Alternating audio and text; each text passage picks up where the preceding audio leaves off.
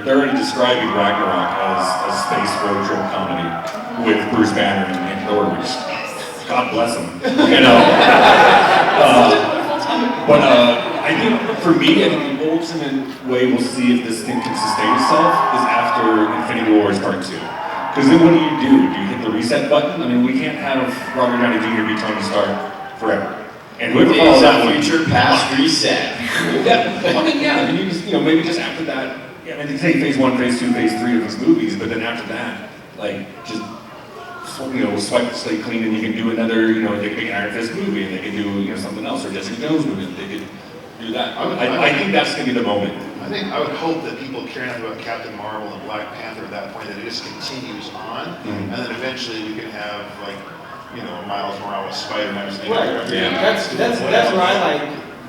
I agree with that. Like, yeah, bring in like Riri Williams as Iron Man, or bring in America Chavez, Kate Bishop, the Young Avengers. Yeah, and if you recast Jane Foster, then you can make her Thor. You know, but yeah, you can create legacy, and you can bring other people in and turn them into these characters and just keep going. Because nobody knew who Iron Man was in 2008. No, he was what, D-list? Yeah. And nobody cares about Captain America, who is arguably the most popular comic book hero right now. You know, and so hopefully Captain Marvel can become that, what Iron Man is, and Black Panther can become what Captain America was, and you know, is now. And then we just keep folding in whatever new character they're letting us have. So that would be my hope. Cool. They got enough characters. Thank you. Yeah, thank you. So my question is just, what is your guys' opinion on them going straight to the Defenders and skipping Heroes for Hire? Skipping what? Heroes for Hire? I think you're going to kind of get that with the Defenders, both of them together like that. So that'll be season 2. I would actually like to see the Heroes for Hire come out of the Defenders, and then you can make a series that has Colleen Wing and Iron Fist and Power Man and Misty Knight, and put them all together and just keep them. Yeah, and then you can do separate series and you can do team series, and I'd like to see that. Well, it's kind of like what they did with the movies, how everyone had their solo outings, and now they're putting Black Widow and Captain America in a movie, they're putting Thor and Hulk in a movie. You know, you have to develop these relationships before you can make team-ups matter. Yeah. Next. Hi, I came in late, so I'm sorry if you were to Get out. The door. The door is out there. But I love the villains that they've introduced in the Daredevil Netflix series, but I love my Daredevil beaten to despair. When is Bullseye going to make his debut? Probably season 3. I don't think you can go much longer without introducing him. Yeah, that's what I'm hoping. Yeah, especially when you got the Kingpin at the end of season 2, just collecting all the information. Yeah. Are you actually getting a costume this time? And that's the best one. Haven't they kind of hinted that Bullseye is already in the Marvel series? Because there was the sniper who was taking out the cops during season 1. Didn't he have like a card at one point? They showed playing card. He did use cards. Oh yeah. Yeah, I think they haven't called him Bullseye, but everyone's going, I think that's Bullseye. So I think he's out there, and he's alive, and he's out there shooting people, as he should be. But yeah, I would say season 3.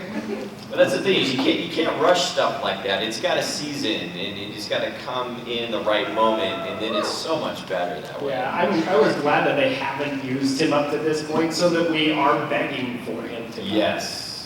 And honestly, bringing in Elektra, as much as I really like Elektra, she was kind of fumbled, and I honestly think that Daredevil season 2 would have been better if they had held off on her for a little longer. Thank you. Thank you. Maybe Colin Farrell's available now. Maybe he's hiding his pocket. Fear was made very real in Daredevil and Jessica Jones with, disability and morality for Daredevil, for PTSD for Jessica. And I'm kind of wondering where Luke Cage's inner struggle's really gonna hit him hard. Do we have any hints towards that yet? He's going to be a black man in the modern age. Seriously,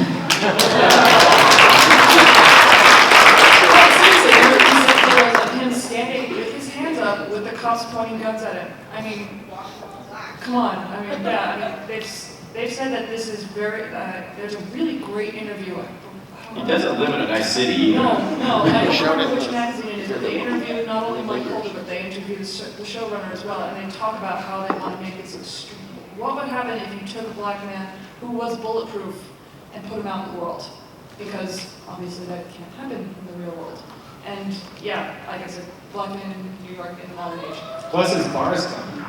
That's kind of why I was wondering. He really already lost everything in Jessica Jones, and I was kind of wondering what there was left to lose. So wouldn't that make him more dangerous?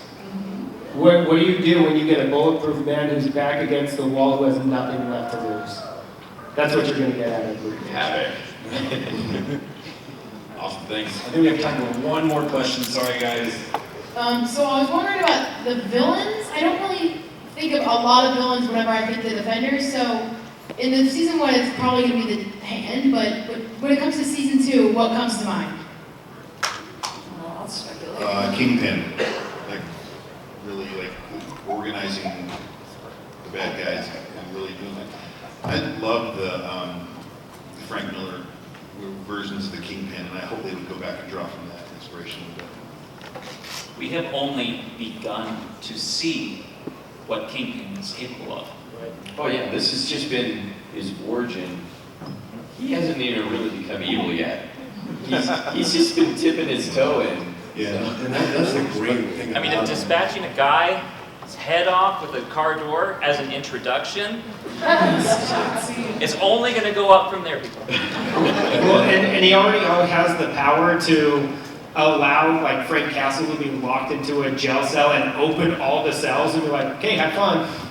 I mean, that guy's tentacles reach a lot farther than we know.